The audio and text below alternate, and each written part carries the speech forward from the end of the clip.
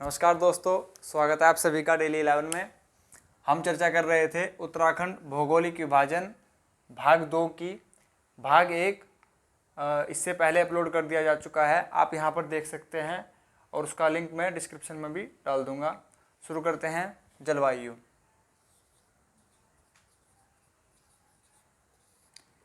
जलवायु किन किन कारकों पर निर्भर करती है? समय का अभाव रहेगा दोस्तों, इसलिए थोड़ा जल्दी करेंगे। जलवायु निर्भर करती है किसी भी स्थान के देशांतरीय अक्षांशीय विस्तार पर, समुद्र तट से इसकी दूरी, उच्चावच, और क्या होगा इसमें वायुदाब तथा पवनों की गति। क्वेश्चन ये पूछा जा चुका है, इसलिए इसमें लिया गया है देशांतरीय अक्षांशीय, समुद्र तट से दूरी, उच्चावच, वायुदाब, पवनों की गति। उच्चावच को इंग्लिश में बोलते हैं रिलीफ। ठीक है दोस्तों, आगे चलते हैं ग्रीष्म ऋतु पर।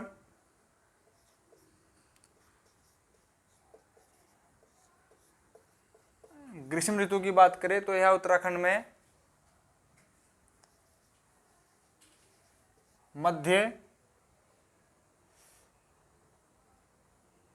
मार्च से मध्य जून,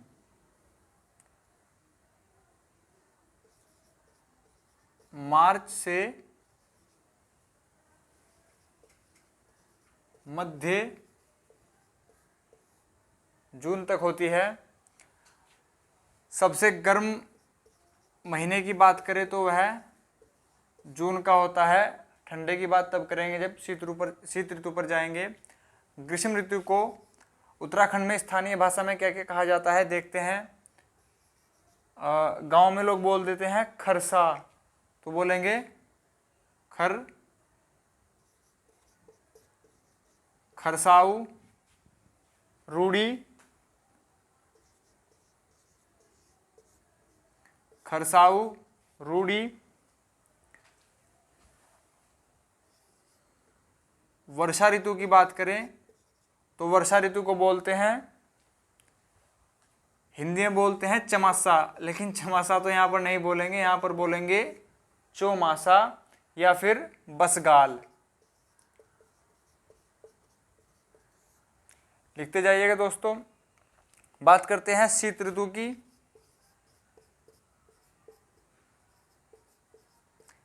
शीत ऋतु को क्या बोलते हैं?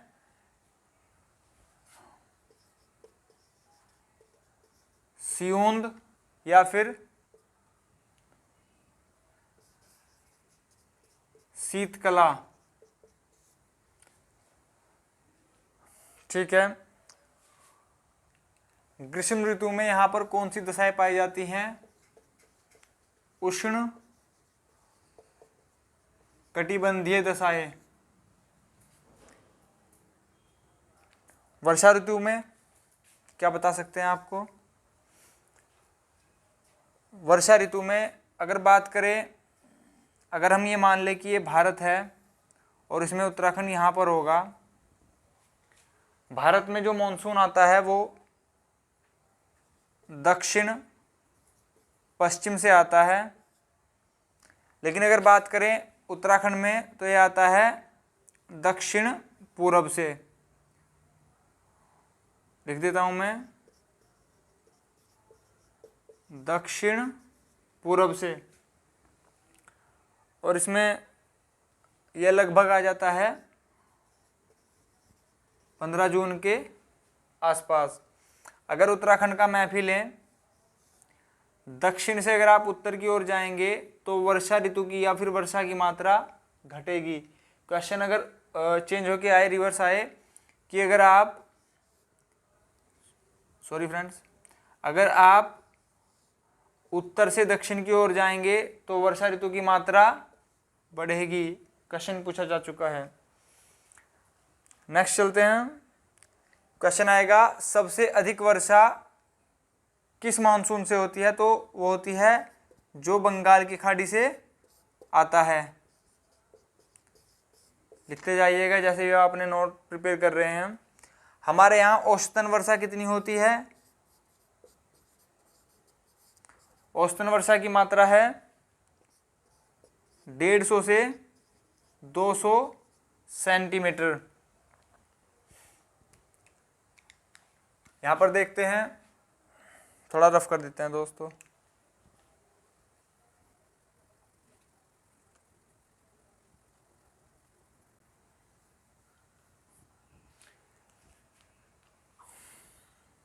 अगर बात करें वरहत हिमालय की, तो यहाँ पर वर्षा कम होती है।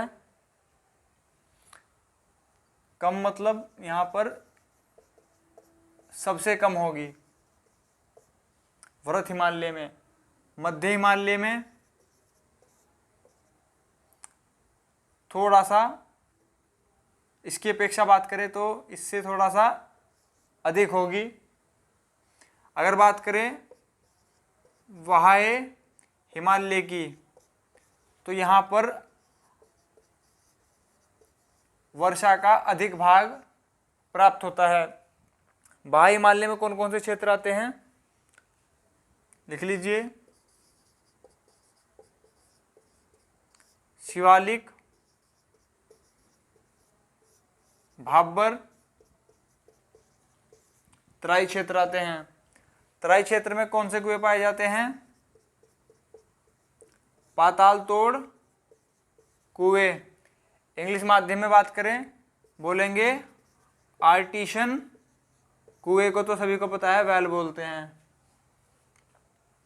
आगे चलते हैं दोस्तों। सर्वाधिक वर्षा होती कहाँ पर है, तो यह होती है टिहरी के नरेंद्र नगर में। कितनी होती है?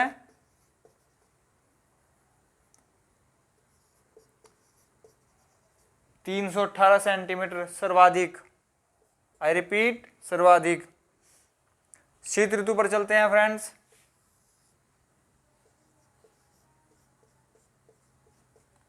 शीत ऋतु, इसका काल होगा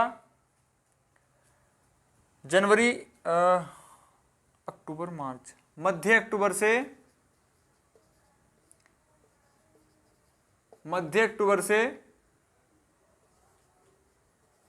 मध्य मार्च होगा। सर्वाधिक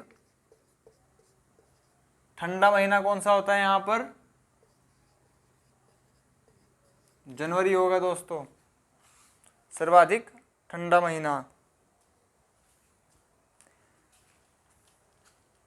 वर्षा ऋतु में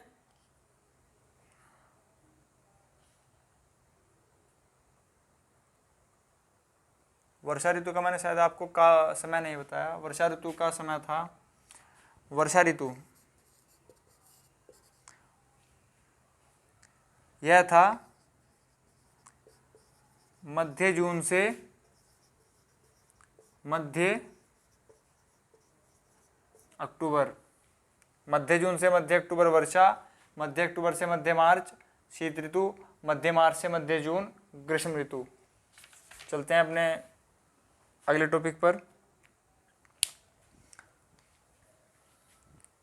वीडियो को पॉज करके आप लिखते रहिएगा।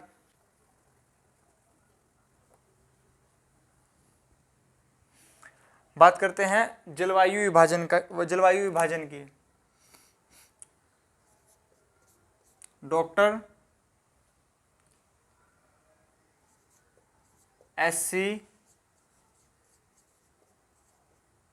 खरकवाल ने उत्तराखंड को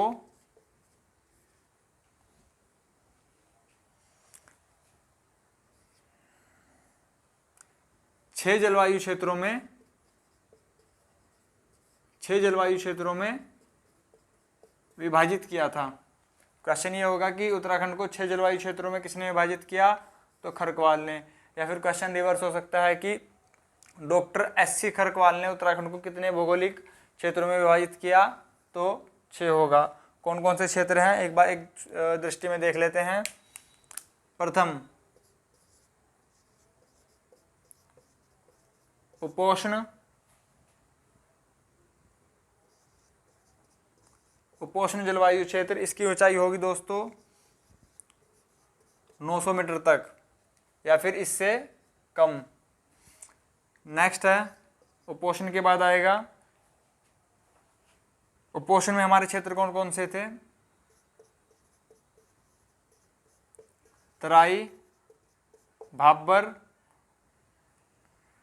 दून। यहां पर एक क्वेश्चन और देख लीजिए, दून बोला जाता है गढ़वाल क्षेत्र में, अगर बात करें द्वार तो यह बोला जाता है कुमाऊं क्षेत्र में। नेक्स्ट था हमारा उपोष्ण के बाद गर्म शीतोष्ण,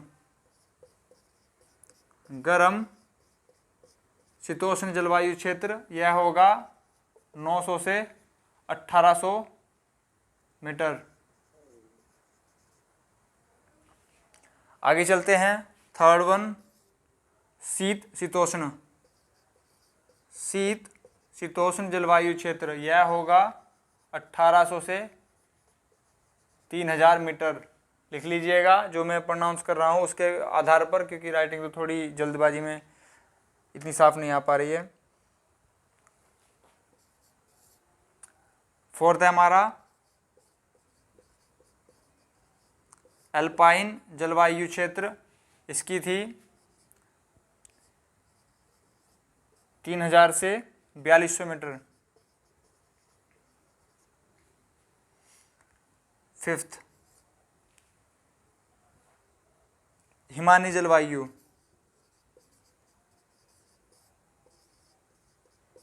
हिमानी जलवायु होगी 4200 से ऊपर, यानी कि 4200 से प्लस। 1 2 3 4 5 6 लास्ट वन होगा हमारा उपोष्ण हो गया, गर्म शीतोष्ण हो गया, शीत शीतोष्ण हो गया, अल्पाइन हो गया, हिमानी हो गया। अब वो आएगा शुष्क शीत शुष्क जलवायु, शीत शुष्क जलवायु, इसकी ऊंचाई होगी 2500 से 3500 मीटर। दोस्तों बात लिख लीजिए इसको। नेक्स्ट बात करते हैं हम प्राकृतिक आपदाओं की।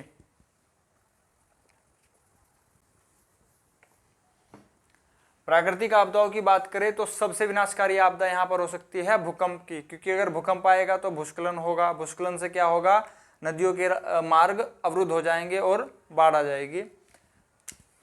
भूकंप पर चर्चा करते हैं।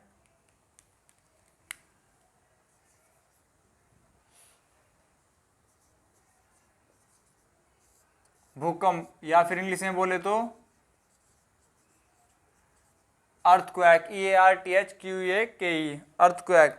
अर्थक्वेक या भूकंप किसे बोलते हैं? जब धरती की भूपटल में क्या हो, कंपन हो, या फिर कंपन या फिर लहर बोल सकते हैं। सबसे विनाशकारी भूकंप कब आता है? जब पृथ्वी के जो एस्थेनोस्फेयर है यहां पर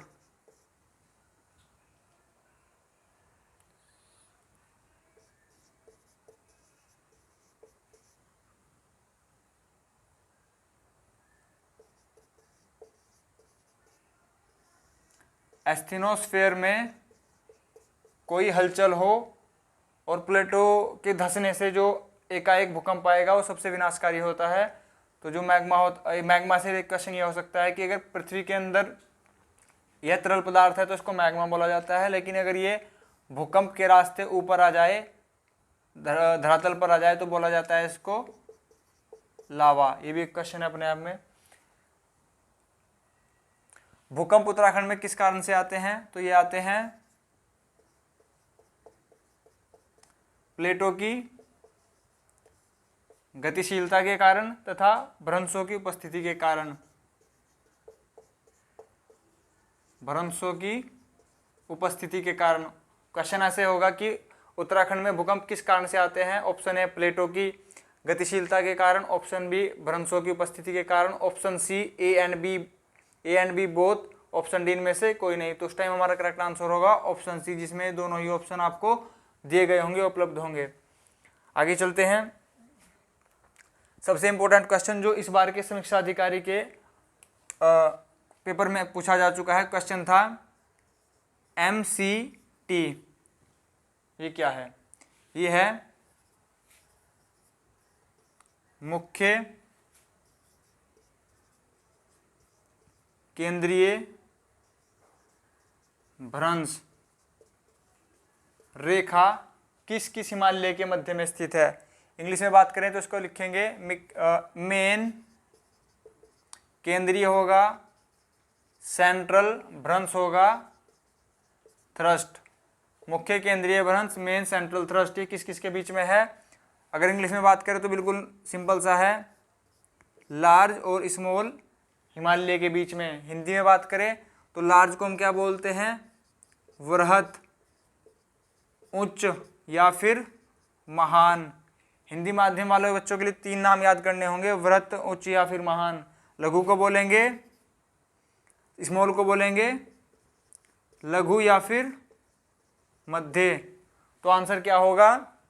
MCT यानी कि मुख्य केंद्रीय भ्रंश रेखा या फिर मेन सेंट्रल थ्रस्ट किन हिमालय के बीच में स्थित है?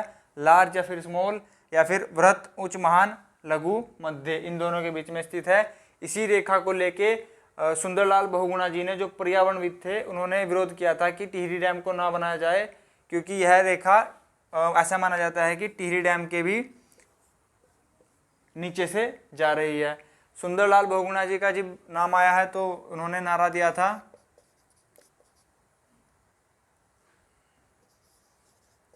हिमालय बचाओ देश बचाओ।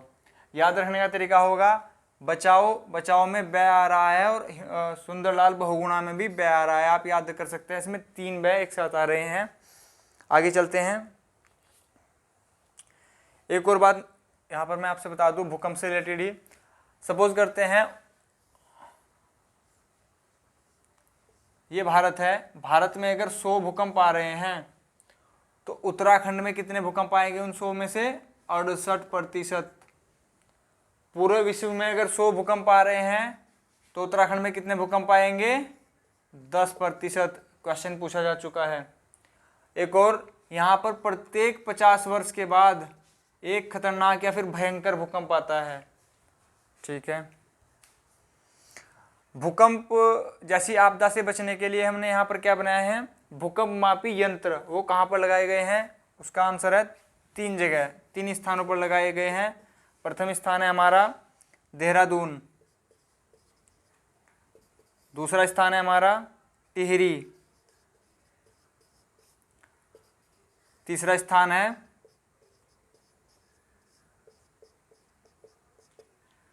गरुड़गंगा, यानी कि इंपोर्टेंट क्वेश्चन है। इस टाइप के क्वेश्चन PCS लेवल की एग्जाम में आते हैं। क्वेश्चन ऐसे होगा, भूकंप मापक यंत्र कहाँ पर लगाए गए हैं? Option A Doon, option B Tehri, option C Garudganga और option D all of these. तो करेक्ट आंसर होगा ऑल ऑफ दीज। या फिर ऐसे दे सकते हैं कि कोई सा इनमें से एक नाम नहीं दे के कुछ और दे देंगे, कर्णप्रयाग दे दे या फिर कुछ और दे दें आपको। तो करेक्ट आंसर होगा option A and B both are correct. चीज़ों को समझना बहुत जरूरी है। आगे चलते हैं। सबसे बड़ी आपदा यहाँ पर कब आई थी? इसको रफ कर देते हैं।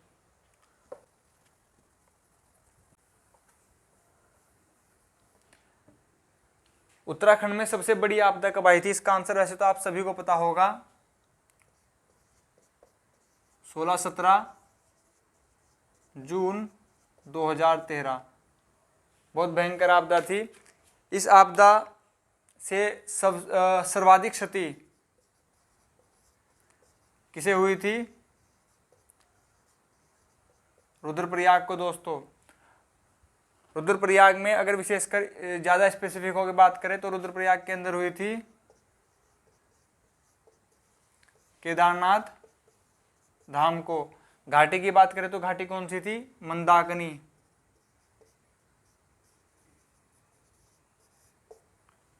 मंदाकिनी।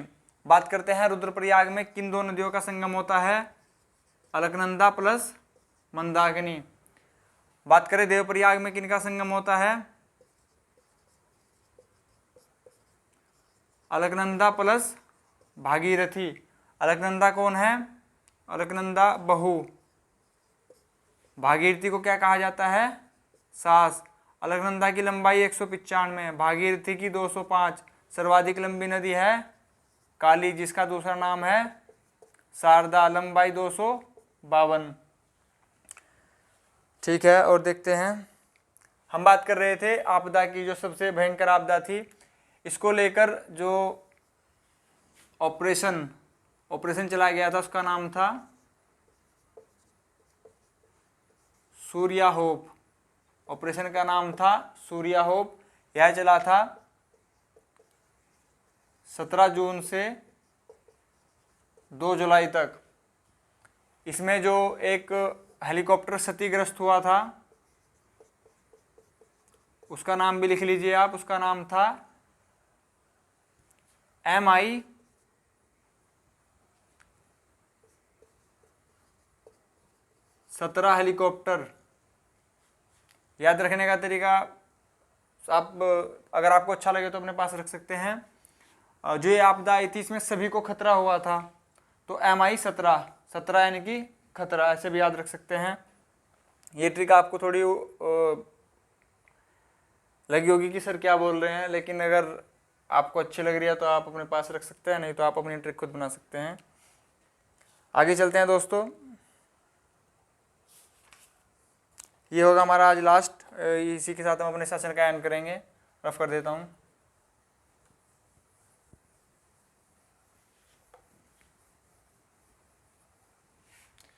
ठीक है दोस्तों, जो आपदा आई थी उसको लेके जुलाई 2013 में 21 जुलाई 2013 में जैसे भारत के अंदर NDRF national disaster rescue force है, उसी तरह उत्तराखंड में 21 जुलाई 2013 को हमने क्या किया था, N की जगह S यानी कि स्टेट डिजास्टर रेस्क्यू फोर्स, इसका गठन किया था।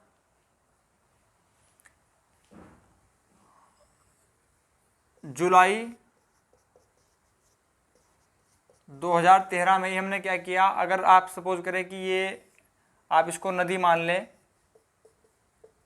तो इसके 200 मीटर तक इधर भी तथा इधर भी निर्माण कार्य पर किसी भी प्रकार का निर्माण कार्य नहीं हो सकता। क्वेश्चन आएगा कितने मीटर तक, तो आंसर होगा 200 मीटर तक। इसमें 7 सदस्यीय आपदा प्रबंधन समिति का भी गठन किया गया था, इसको भी मैं लिख देता हूं, 7 सदस्यीय समिति का गठन किया गया था। आपसे संख्या पूछी जाएगी, सदस्य कितने थे, 7। आज का हमारा लास्ट क्वेश्चन, ये लास्ट प्रश्न होगा, राज्य आपदा प्रबंधन योजना, यहां पर ले लीजिए, राज्य आपदा प्रबंधन योजना यानी कि राज्य स्टेट आपदा डिजास्टर प्रबंधन मैनेजमेंट योजना P, SDMP का गठन कब किया गया था, 2013 जुलाई में। तो ये थे हमारे उत्तराखंड भौगोलिक विभाजन भाग 2 से संबंधित कुछ फैक्ट्स, कुछ तथ्य जिन्हें आपने इस सेशन में संकलित किया होगा और इन्हें आप कंठस्थ कर लीजिएगा, सभी परीक्षाओं में आपके लिए उपयोगी होंगे। हमारे आज के सेशन में इतना ही दोस्तों। अगर आपको वीडियो उपयोगी लगी हो, बेनिफिशियल लगी हो, तो सभी से शेयर कीजिएगा, लाइक कीजिएगा और सब्सक्राइब कीजिएगा। आप अपनी जानकारी के लिए इसका भाग 1 भी देख सकते हैं, जिसका लिंक डिस्क्रिप्शन में दे दिया जाएगा। तो ठीक है दोस्तों, आप सभी का देखने के लिए बहुत बहुत धन्यवाद। नमस्कार दोस्तों।